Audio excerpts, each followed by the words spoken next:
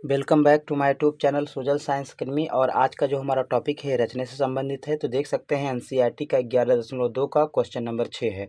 दिया हुआ माना त्रिभुज एबीसी एक समकोण त्रिभुज है और बी ए बी बराबर 6 सेंटीमीटर और बी सी बराबर 8 सेंटीमीटर। एंगल बी कितना होना चाहिए? 90 डिग्री होना चाहिए। बिंदु बी से ए सी पर बी डी लंब है। बिंदुओं बी सी डी से होकर जाने वाला एक वृत्त खींचा गया है। ए बी से वृत्त पर स्पर्श रेखा की रचना कीजिए। तो क्वेश्चन काफ़ी इंपॉर्टेंट है। ये यूपी बोर्ड और सीबीएसई बोर्ड के एग्जाम में काफ़ी बार पूछा है। ये क्वेश्चन एक तरह बहुत इंपॉर्टेंट है। तो चलिए इसकी रचना करते हैं बिना देरी किए। तो सबसे पहले क्या करेंगे, यहाँ पे आप एक रेखाखंड खींच दीजिए और खींचना कितना है? बी सी बराबर 8। देखो आधार बड़ा होना चाहिए, आधार बड़ा रहेगा तभी तो मकान बड़ा बनेगा, यानी बेस बड़ा होना चाहिए। ठीक है, तो इसलिए हम बी सी को नीचे खींच रहे हैं। फिलहाल आप ए सी को भी नीचे खींच सकते हो या फिर आप ए बी भी नीचे खींच सकते हो। ए बी बराबर चाहे 6 सेंटीमीटर लो, चाहे बी सी बराबर 8 सेंटीमीटर। यहाँ हम ले रहे हैं बी सी बराबर 8 सेंटीमीटर। ये हो गया हमारा बी सी बराबर 8 सेंटीमीटर। यहाँ नाम दे देंगे बी, यहाँ नाम सी। कितना है ये? 8 सेंटीमीटर। ठीक, फिर कह रहा है कि कोण बी कितना होना चाहिए? 90 डिग्री का होना चाहिए। तो यहाँ 90 डिग्री का एंगल बनाएंगे। इसे बनाना तो सभी आपको आता होगा, नहीं आ रहा तो देख लीजिए। यहाँ पे रखेंगे ऐसे नोक को, इसके बाद ये हम इस तरह से खींच देंगे। फिर पुनः यहाँ पे रखेंगे, इसके बाद एक कट यहाँ लगा देंगे। यहाँ रखने के बाद एक कट और लगा देंगे। इसके बाद यहाँ जब कट लगाए हैं यहाँ पे रखेंगे और प्रकार को खोलेंगे। इसके बाद कहीं यहाँ पे कट करेगा, उसके बाद यहाँ रख के कुछ यहाँ पे कट कर रहा है। तो जहाँ कट कर रहा है उसको क्या करेंगे? मिला दीजिए। तो यहाँ कह रहा है ना एंगल भी 90 डिग्री का होना चाहिए, लेकिन ए बी बराबर कितना होना चाहिए? 6। यानी बी है तो यहीं कहीं ए आएगा। तो ए बराबर आपको नाप लेना है कितना जाएगा, तो 6। यहाँ पे तो 6 जो है यहाँ आ रहा है, यहाँ तक 6 आ रहा है। इसके बाद यहाँ से ऐसे मिला देंगे हम। मिला दिए, ये आपका क्या हो गया? ये पॉइंट ए हो गया।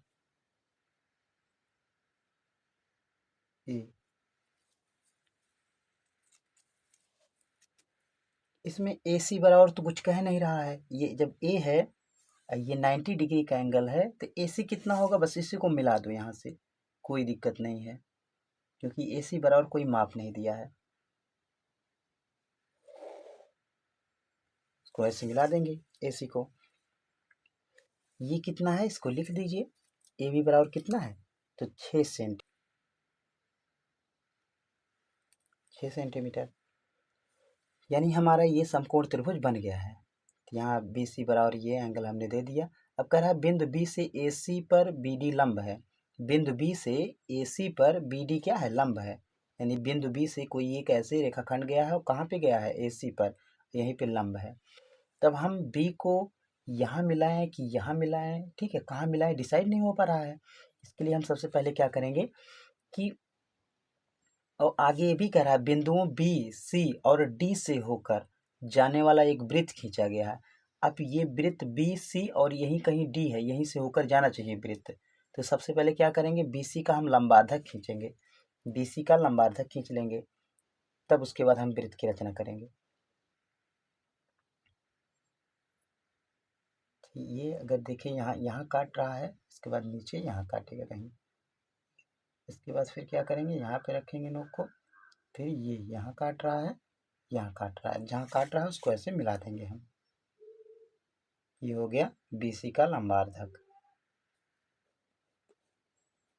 ये हो गया लंबार्धक, यानी हम यहाँ पे पॉइंट, यहाँ पे नोक को रखेंगे प्रकार को। इसके बाद इसको हम लाएंगे B पर, क्योंकि B से होकर जाना चाहिए। और कहाँ से होकर जाना चाहिए? तो C से भी होकर जाना चाहिए। इसका मतलब इसको हम ऐसे खींच देंगे कुछ इस तरह से। देख सकते हैं ये B और C से होकर जा रहा है। और D से होकर तो ये हम, इसका मतलब डिसाइड हो गया हमको D यहाँ लेना है। क्योंकि डी से बी सी डी से होकर जा रहा है।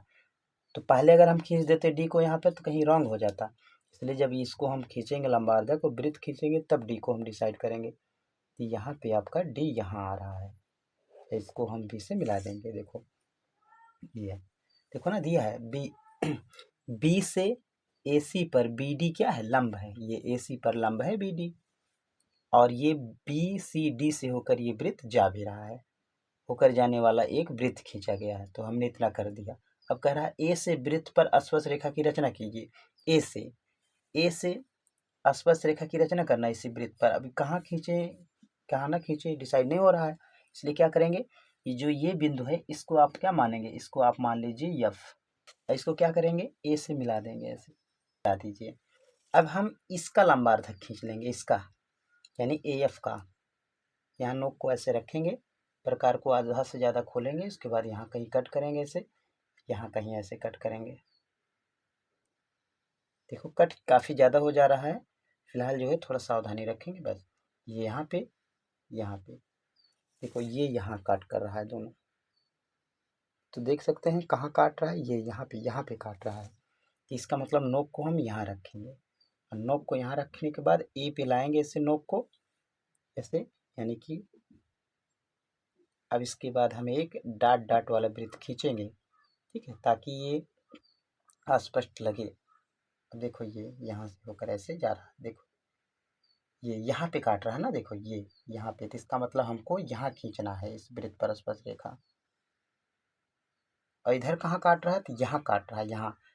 तो देखो ये जो ए बी है ना, देखो वहीं पे काट भी रहा है, तो ये स्पर्श रेखा तो यहीं हो जाएगी ए बी पर ही, क्योंकि यहाँ काट रहा है, तो यहीं पे से खींचेंगे, ए बी के ऊपर ही खींचेंगे यहाँ पे। लेकिन यहाँ पे क्या खींचेंगे, यहाँ खींचेंगे। तो स्पर्श रेखा देखो हम कैसे खींचते हैं, रेड पेन का यूज कर दे रहे हैं ताकि स्पष्ट दिखे आपको, ऐसे डॉट डॉट करके कि यहाँ पे। और इसका नाम हो गया ए, हो गया बी सी, इसका नाम डी एफ। तो इसका नाम क्या दे देंगे, जी नाम दे दीजिए इसका। तो यहाँ से स्पर्श रेखा, तो यहाँ काट रहा है ये डॉट डॉट वाला वृत्त, तो यहाँ से यानी ए ऐसे खींच देंगे, तो एक रेखा खींची है बस, उसी के ऊपर ऐसे दोहरा देंगे। तो ये हो गया हमारे रचना यानी क्वेश्चन 6 की। काफ़ी ज़्यादा इसमें कटवट लगे हैं, लेकिन फिलहाल उससे मतलब नहीं है, बस यही रचिए। और जो जो आपने इसमें किए हैं रचना लिख दीजिए। तो यहाँ रचना के चरण, रचना के चरण, तो देख सकते हैं ये रचना के चरण हैं, यानी यहाँ हमने पहले लिखा 1 2 3 4, यहाँ पे 5 लिख दिया है, यानी सीक्वेंस वाइज ऐसे जो जो इसमें किए हैं वही लिख दीजिए, ठीक है। Thank you for watching this video.